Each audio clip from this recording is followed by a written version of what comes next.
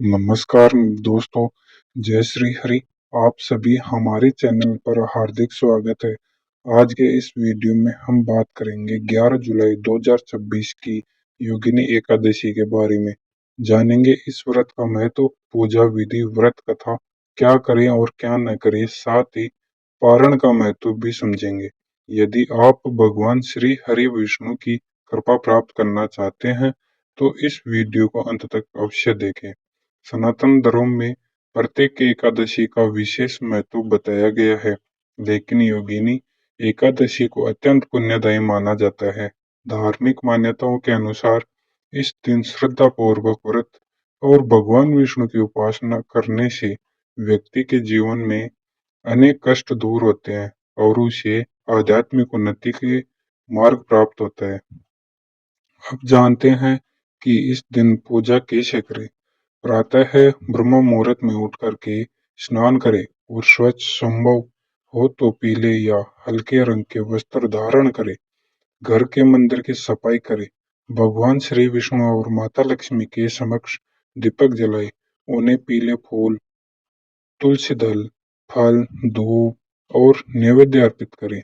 इसके बाद ओम नमो भगवते वासुदेवाय मंत्र का कम से कम 108 बार जाप जरूर करें। यदि संभव हो तो विष्णु सहस्त्र नाम का भगवत गीता का पाठ भी करें। इस दिन तुलसी का विशेष महत्व माना जाता है। भगवान विष्णु की पूजा तुलसी दल के बिना अधूरी मानी जाती है।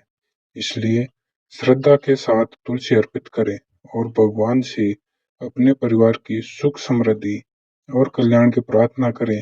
अब बात करते हैं योगिनी एकादशी की कथा की। पौराणिक कथाओं के अनुसार भगवान कुबेर के पुष्प लाने का कार्य हेममालिनी नामक एक यक्ष करता था। एक दिन वह अपनी पत्नी के प्रेम में इतना मग्न हो गया कि समय पर भगवान शिव की पूजा के लिए पुष्प नहीं पहुंचा सका। इससे कुबेर अत्यंत क्रोधित हुए और उन्होंने हेममालिनी को श्राप दे दिया। श्राप के प्रभाव से वह गंभीर कष्टों में पड़ गया और वन वन भटकने लगा।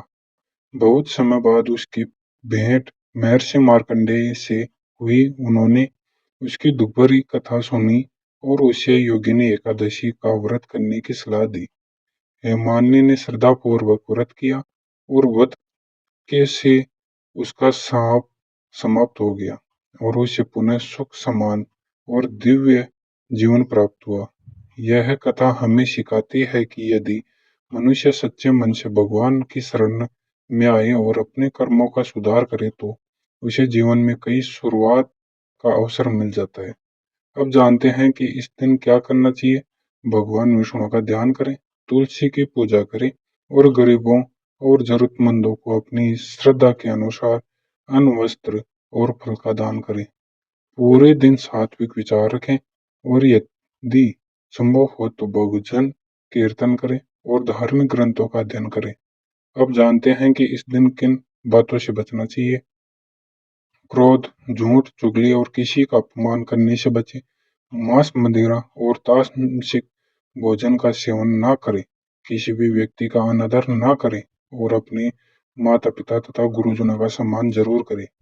अब बात करते हैं कि पारण के महत्व की।